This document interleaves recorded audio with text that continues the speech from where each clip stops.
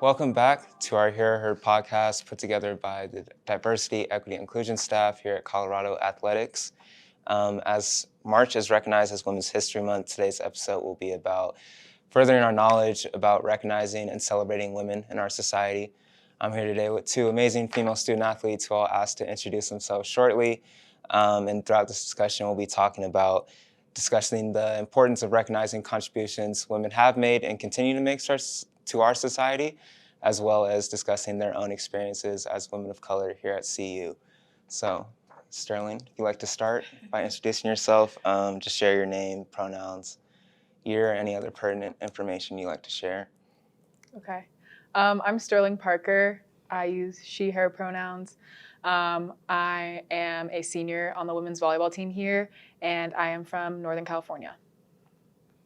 And my name is India Johnson, she, her pronouns. I'm a sixth-year graduate student here at CU on the women's cross-country and track team, and I'm from Columbus, Ohio. For sure. My name is Donovan Wilson, and I am the McClendon Future Leader here in the Athletics Department, and I'll be your moderator for today. So before we begin, just want to cover some ground rules. First one we have is intent versus impact, so just understanding that our words and our actions, we may intend for them to mean one thing, but they have a much larger impact than what those intentions are. So just being aware of that. Next one is this is a dialogue, not a debate. We're here to learn from each other, hear each other out, not to be right or wrong. Next one we have is using I statements, just understanding that the experience for one person may not be true for the next person, so don't generalize those statements. Next one we have is active listening. So listen to learn, don't just listen to listen. And then brave space, which is a step up from a safe space, which I'm sure we've all heard of that. But we know these DEI topics, it forces us to be vulnerable and step outside of our comfort zones. So just helping you understand that it's okay to be vulnerable and do so in these spaces. Then the last one we have is platinum rule, which is a step up from the golden rule, which states treat others how you would like to be treated. But again, the way I would like to be treated may be different from the way you two like to be treated. So just treat others how they would like to be treated. And then is there anything else that you would like to add before we begin? No, I think we're good. For sure. All right. Well, first question I have, we can start with you, Sterling. Just tell me a little bit about yourself. Where are you from, and where did your love for sports come from? Yeah, so I grew up in the Bay Area. I'm from the East Bay, and I think my love of sports originally came from my dad, who also played collegiate football. And I think from a young age, I was always kind of told that I need to do something. So for the longest time, I was a softball player for about 8 years, and I was also a dancer. And then I got sick of softball, and my parents again said, hey, like, you have to do something. And I never wanted to do basketball because people already assumed that I played basketball. So they're like, how about volleyball? And then I tried out for my middle school team in 8th grade, and I ended up falling in love with it. And here I am. It's now become a huge passion of mine. But yeah, ultimately, I think from a young age, my parents kind of instilled like really needing to be active and being involved in sport and being involved on a team. So I think it's for me. That's cool. I didn't know you were a dancer. Yep. That's great. All right, India? Actually, pretty similar story. I was a softball player for most of my life growing up. And I always was really competitive, and my dad and I bonded over sports. And so 7th grade, my parents told me that I needed to do something in the fall because softball is a spring sport. And so I tried out for the only non-cut sport, which was cross country, and ended up falling in love with it from the get-go. And then when spring rolled around, I went out for track instead of softball. So yeah, the rest is history. That's crazy. It's crazy. I just can't imagine getting into it. No. It's the people, right? That's really cool, though. And then going beyond that, why did you two decide to attend CU? I think the answer I always give is the people. I think when I came here, I was 16 years old. And when I came for my visit, the people on the volleyball team made me feel like I was already part of the team, even though most of them I wouldn't even get the chance to play with when I was there. But just kind of that family atmosphere, and I still feel that today.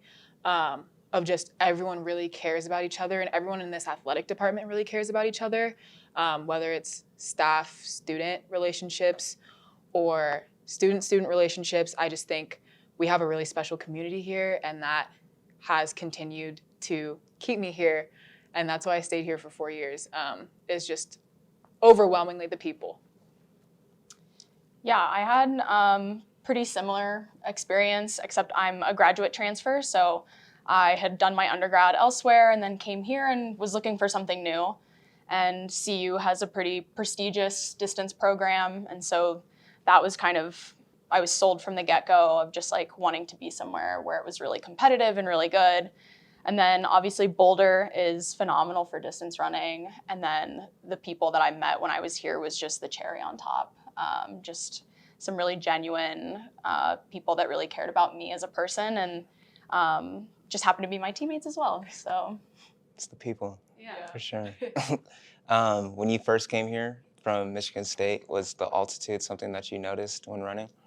I got pretty lucky. On my visit, I noticed it, but like when I came here in August, it was pretty easy adjustment overall. But it's not like that for everyone. Yeah.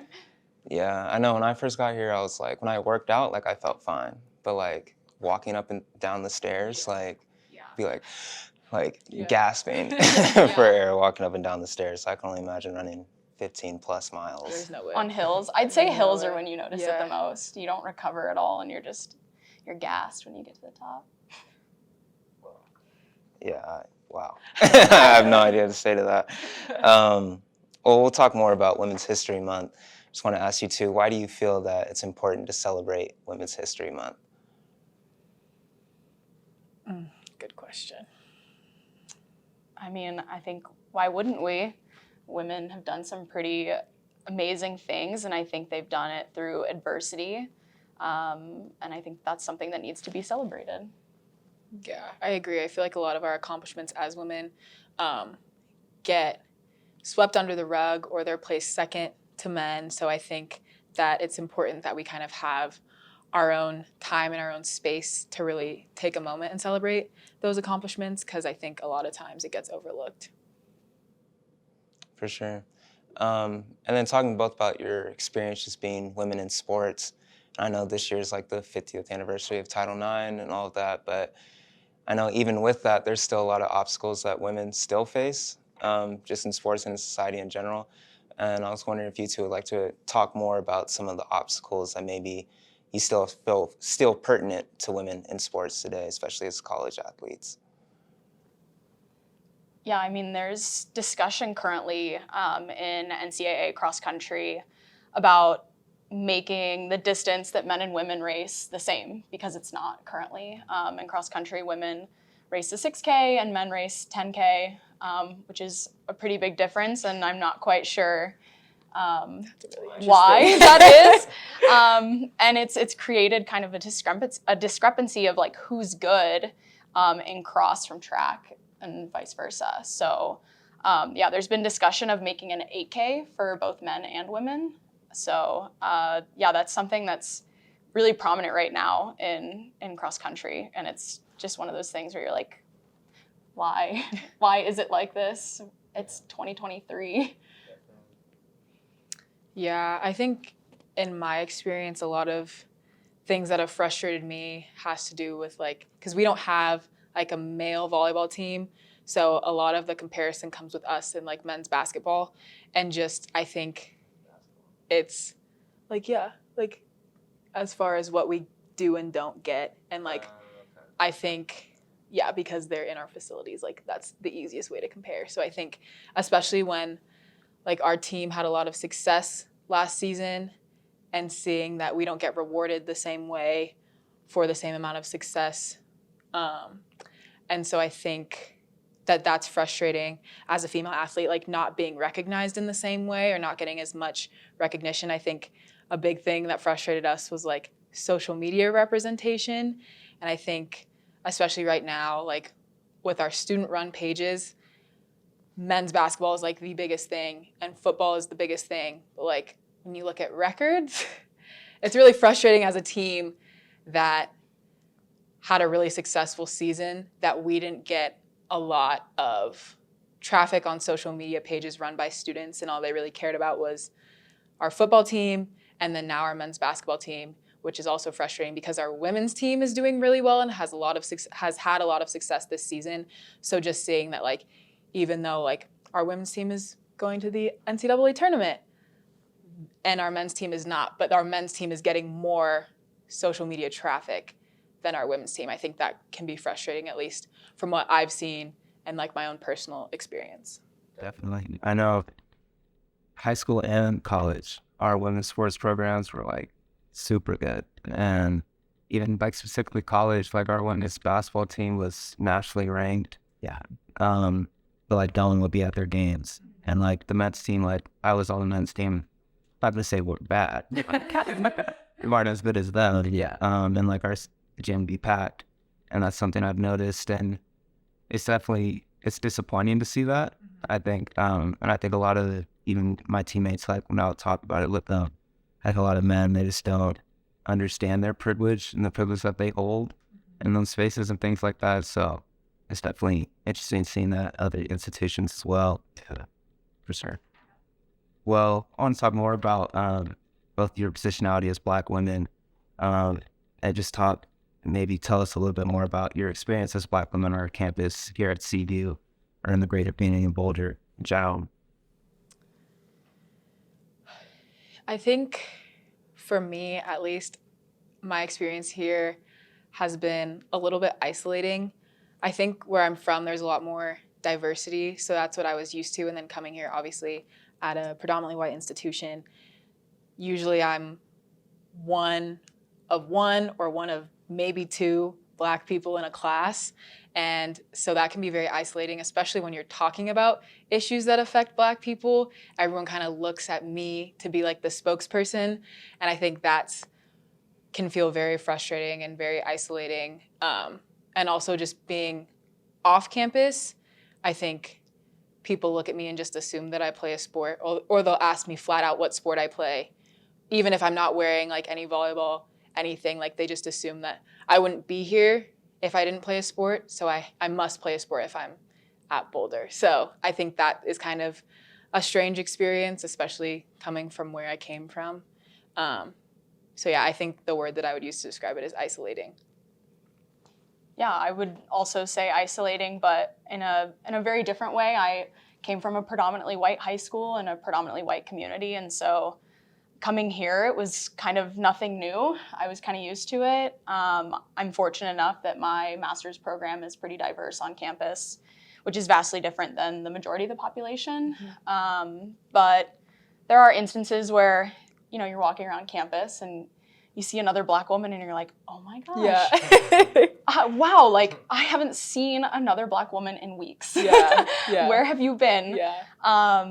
But yeah, and obviously with the women's cross country team or the women's track team, I'm pretty fortunate that there are other African American women. And when I first came here, we had a pretty diverse cross country program, which is pretty rare in the NCAA. So initially, I didn't feel very isolated, but I think over time, I've noticed that there are less and less people that look like me or have similar experiences to me. And so, yeah, I would also say that it's pretty isolating. Yeah. And do you guys feel that your experience as Black women differs from maybe the experiences of Black men on our campus?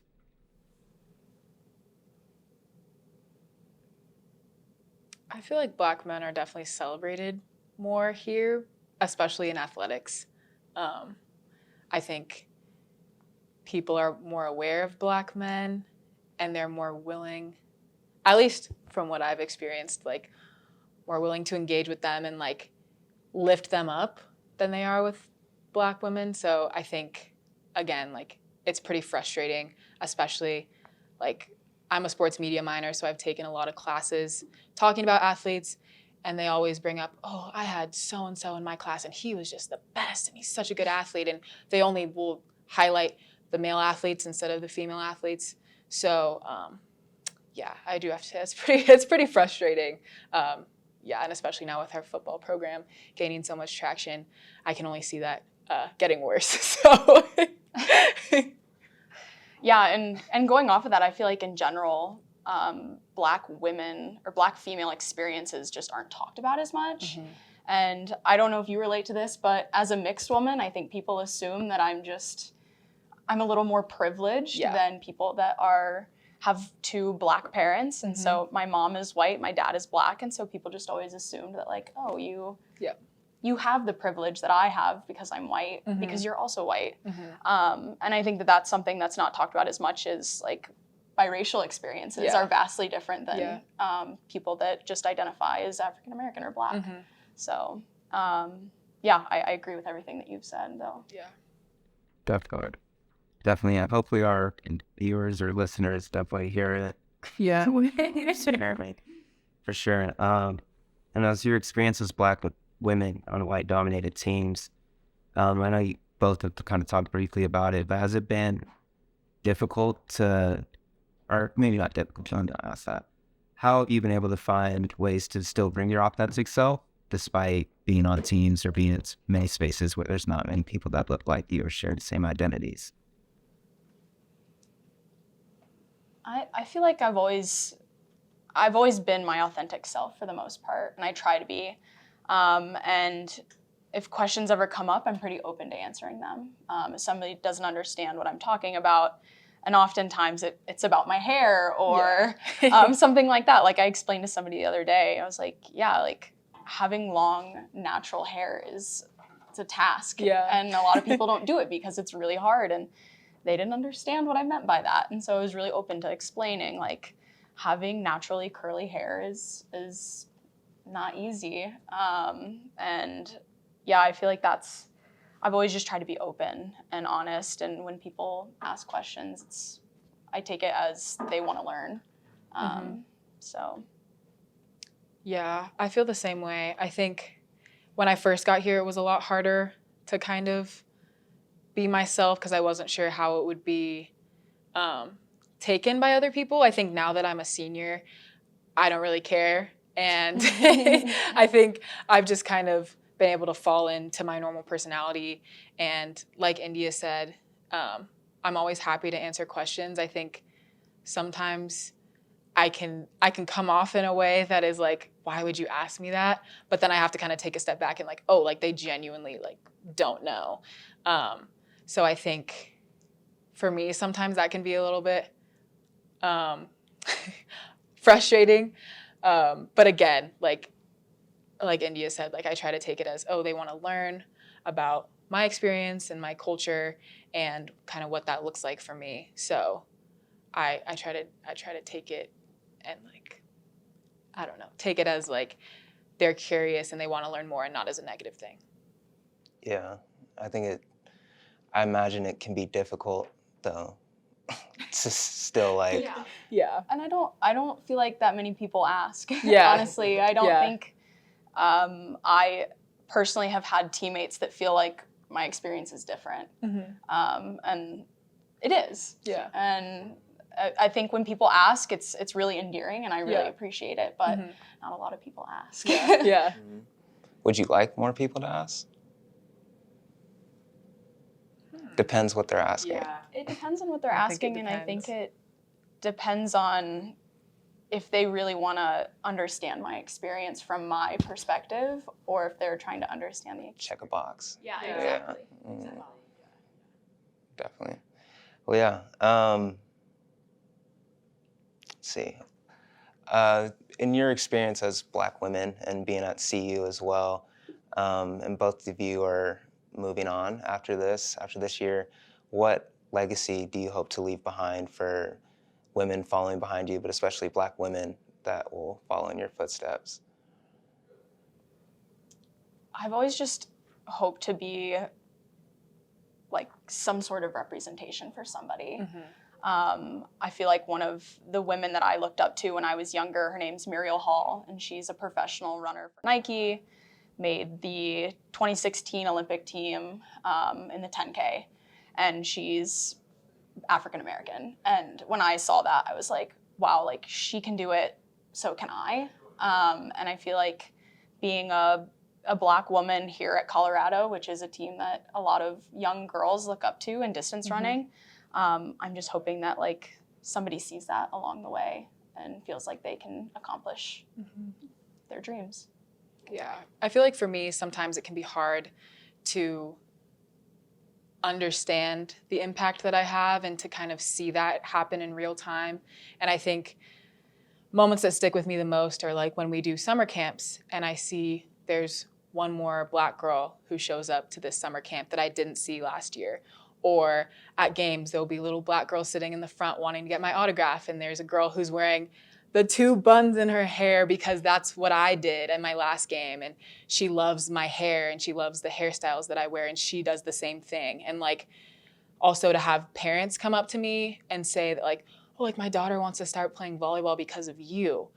And whether they're girls of color or not, I think that is when I feel like I've really made an impact of like, okay, like I am actually having influence over people that I don't even know. So I think that's kind of the most fulfilling part for me. And I think moving forward, I still would love to have that impact. And I know coming here, there were girls on the volleyball team like Alexis Austin and Nageti Abu, who I looked up to and I was like, oh my gosh, like they're Black and they're badasses on the court. Like that's what I want to be before I even knew I wanted to play at a collegiate level. So I hope that I have a similar impact on girls in that way because I know that it really impacted me.